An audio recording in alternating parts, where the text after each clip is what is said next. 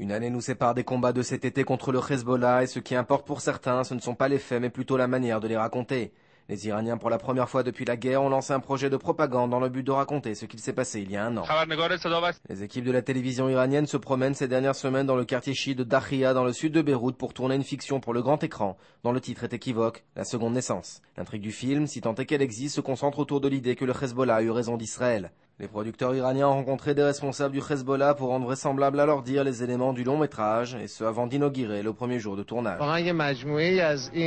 جنایات رو میتونه نشون بده کاملا مستند هیچ احتیاجی به در واقع آماده سازی لوکیشن نیست.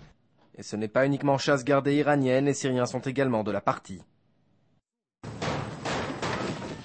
Damas s'apprête à diffuser une série télévisée de 30 épisodes sur l'opération barrière de sécurité menée par Tsahal dans les territoires palestiniens en 2002.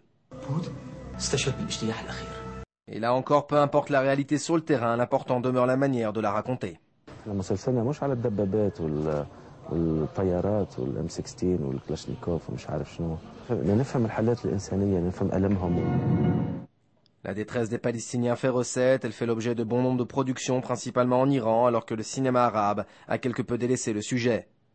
Voici une nouvelle production iranienne, son nom Les Petits Rêves, son thème central, l'acharnement d'Israël sur les enfants de Palestine, d'après les producteurs.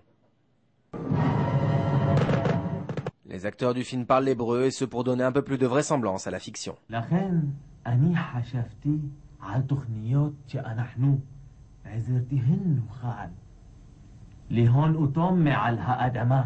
Au final, l'industrie du cinéma se trouve au service de l'histoire avec un grand H.